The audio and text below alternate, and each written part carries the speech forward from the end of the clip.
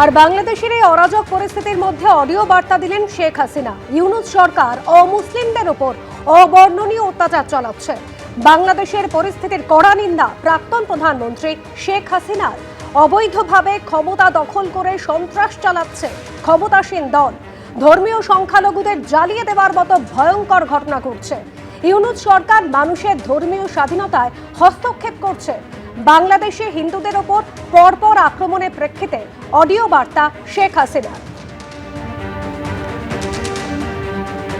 আমাদের প্রতিনিধি অনির্বাণ বিশ্বাস এই মুহূর্তে সরাসরি রয়েছেন আমাদের সঙ্গে। অনির্বাণ, অডিও বার্তা দিয়েছেন শেখ হাসিনা। বাংলাদেশে যে উদ্ভূত পরিস্থিতি, যেভাবে একের পর এক হিন্দু যুবককে খুন হতে হচ্ছে, সব মিলিয়ে সামগ্রিক পরিস্থিতি, এবং এখানে আমরা দেখেছি তারেক রহমান তিনিও দেশে ফিরেছেন। দেখো, একদমই অনুসুয়া, প্রাক্তন প্রধানমন্ত্রী বাংলাদেশের শেখ হাসিনা তিনি ইতিমধ্যে যে অডিও বার্তা দিয়েছেন, সেই অডিও বার্তা থেকে পরিষ্কার যে তিনি কিন্তু একদিকে যেমন দেশের মানুষের উদ্দেশ্যে বার্তা দিতে চেয়েছেন এবং তার পাশাপাশি বহির্বিশ্বের জন্য কিন্তু বার্তা রেখেছেন। এবং তিনি যেটা বলছেন যে তার আমলে যখন সরকার ছিল সেই সময় কিন্তু সর্বধর্মের সমন্বয় ছিল এবং সর্বধর্মের মানুষ নিজ নিজ ধর্ম পালন করতে পারতেন এবং ধর্মচারণের ক্ষেত্রে কোনো সমস্যা ছিল না। কিন্তু বর্তমান যে সরকার রয়েছে, অর্থাৎ অন্তর্বর্তীকালীন যে সরকার এবং তার যে প্রধান উপদেষ্টা ইউনূস, সেই সরকারের নেতৃত্বে কিন্তু একটা অরাজক পরিস্থিতি চলছে গোটা বাংলাদেশ জুড়ে।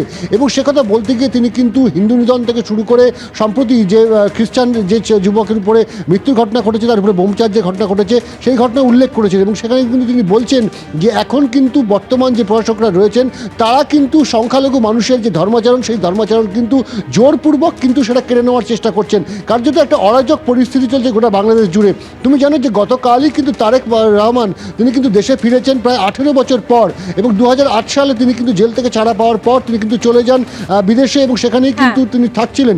পরবর্তী সময় আমরা দেখেছি যে যখন শেখ হাসিনা তিনি কিন্তু বাংলাদেশ থেকে বেরিয়ে যেতে বাধ্য হন পরিস্থিতির চাপে পড়ে, এবং তখন কিন্তু তার বিরুদ্ধে যে সমস্ত অভিযোগগুলো ছিল তারেক রহমানের বিরুদ্ধে, সেই সমস্ত অভিযোগগুলো কিন্তু নস্যাৎ করে দেওয়া হয় এবং সমস্ত মামলা কিন্তু উঠিয়ে নেওয়া হয়। সম্পর্কে বিস্তারিত জানবো অনির্বাণ, তুমি আমাদের সঙ্গে থাকো। অন্যদিকে বড়দিন পালনের বিরোধিতা করে অসমের খ্রিস্টান মিশনারি স্কুলে তাণ্ডব চালানোর অভিযোগ বজরং দলের বিরুদ্ধে। সাজানো জিনিসপত্র খুলে ছিঁড়ে আগুন ধরিয়ে দেয় বজরং দলের সদস্যরা। ওঠে জয় শ্রীরাম ধ্বনি। বড়দিন পালনে বাধা দেওয়ার অভিযোগ রায়বারেলি এবং বিদিশাতেও। দাউ দাউ করে জ্বলছে বড়দিন পালনের বিভিন্ন জিনিসপত্র। ঘন ঘন উঠছে জয় শ্রীরাম ধ্বনি। বড়দিন পালনের বিরোধিতা করে চলল স্কুলে তাণ্ডব। পশ্চিম কার্বি আংলং জেলায় অশান্তির আবহেই বড়দিনের সকালে উৎসবের ছন্দপতন অসমে। নলবাড়ির পানিগাঁওয়ে একটি খ্রিস্টান মিশনারি স্কুলে হামলা চালানোর অভিযোগ উঠেছে বজরং দলের বিরুদ্ধে। ঘটনাস্থল সেন্ট মেরি ইংলিশ স্কুল। বড়দিন উপলক্ষে বৃহস্পতিবার সাজানো হয় গোটা স্কুল ও চত্বর। অভিযোগ তার বিরোধিতা করে স্কুলে ঢুকে পড়ে বজরং দলের সদস্যরা। सरस्वती पूजा मनाते हैं आप लोग? प्रिंसिपल को बात करनी है। प्रिंसिपल कहाँ है? बुलाओ। अभी और अब फोन करूँ? फोन करिए आप प्रिंसिपल को, फोन करिए। प्रिंसिपल को बुलाओ, बताओ कि बजरंग दल आया है। অভিযোগ, প্রিন্সিপালকে না পেয়ে জয় শ্রীরাম ও জয় হিন্দু রাষ্ট্র স্লোগান দিয়ে হামলা চালায় ও ভাঙচুর শুরু করে বিক্ষোভকারীরা।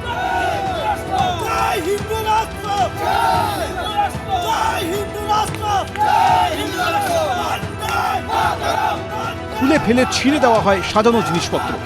পরে সেগুলিতে আগুন ধরিয়ে দেন বজরং দলের সদস্যরা।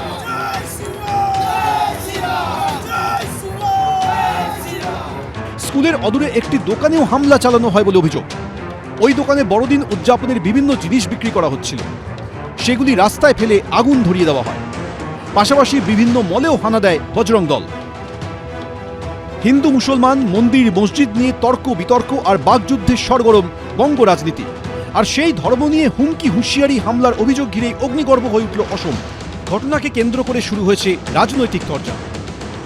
বড়দিনে ক্রিসমাসের শুভেচ্ছা ছবি ছাড়ছেন তিনি, তার লোকদের লেলিয়ে দিচ্ছেন সব জায়গায়, যে যেখানে বড়দিনের আয়োজন হচ্ছে অনুষ্ঠানে সেখানে গিয়ে ভাঙচুর করো, বাধা দাও, গুন্ডামি করো, পোস্টার সাঁটিয়ে দাও।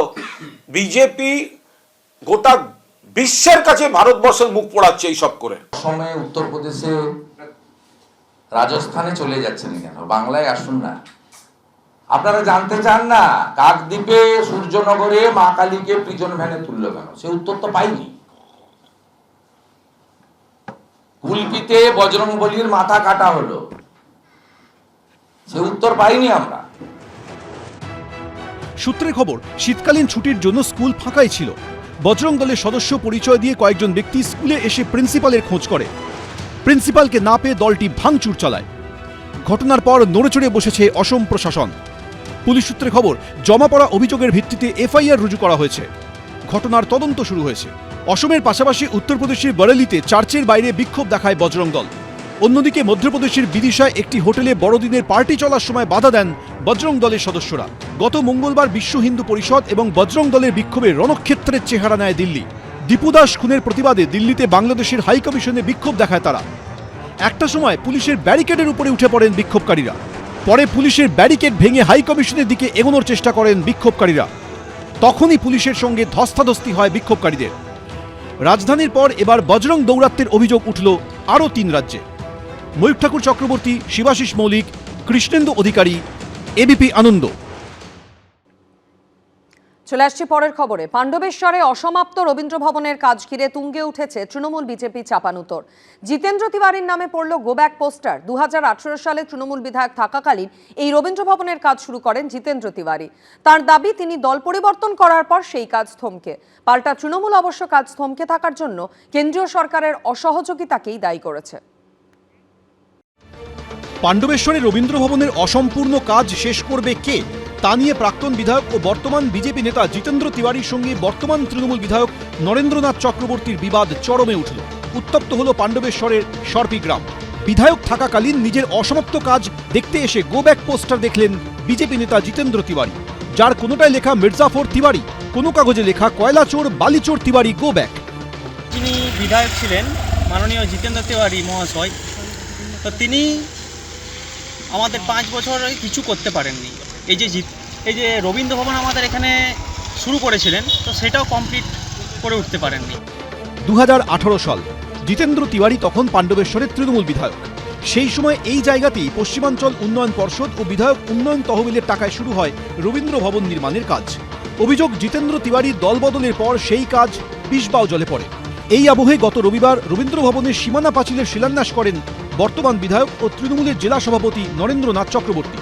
বুধবার সেই কাজ দেখতে গিয়েছিলেন বিজেপি নেতা জিতেন্দ্র তিওয়ারি। তার আগেই এলাকা জুড়ে এই গো ব্যাক লেখা কাগজ সাঁটানো হয়। এই গ্রামের যে গণতান্ত্রিক ব্যবস্থা, সেটা নরেনবাবু নষ্ট করতে পারবেন না। তিনি একটা চেষ্টা করেছিলেন, বাঙ্কোলাতে তার অফিস থেকে কিছু পোস্টার ছাপিয়ে কয়েকজন অবোধ শিশুকে দিয়ে, তাদেরকে দিয়ে বিভিন্ন জায়গায় পোস্টার লাগিয়েছিলেন। আমার ভালো লাগতো তিনি 5 বছরে সর্পির জন্য যে কাজগুলো করেছেন তার একটা সূচি যদি তৈরি করে তিনি পোস্টারে লাগাতেন, তাহলে সেটা ভালো লাগতো। যদি তৈরি হয় মমতা বন্দ্যোপাধ্যায়ের আমল, মমতা বন্দ্যোপাধ্যায় এই কাজ শুরু করেছিলেন। কেন্দ্র রাজ্যের যে ফেডারেল সিস্টেম অনুযায়ী আমরা কেন্দ্রের কাছ থেকে কিছু টাকা পাই। এই পিউপির অ্যাকাউন্টে এই টাকা দীর্ঘদিন বন্ধ ছিল, এতদিনে আবার এই টাকা এসছে। বাংলার মাননীয় মুখ্যমন্ত্রীর কাছে আমরা অ্যাপিল করেছিলাম এবং রবীন্দ্র ভবনের জন্য টাকা স্যাংশন হয়েছে, এই কাজ শুরু হবে। রাজনৈতিক আকচাকচি চলছে। এখন দেখার অসমাপ্ত এই রবীন্দ্র ভবনের কাজ আদৌ কবে শেষ হয়। মনোজ বন্দ্যোপাধ্যায়, পশ্চিম বর্ধমান, এবিপি আনন্দ। এবিপি আনন্দ, এগিয়ে থাকে, এগিয়ে রাখে।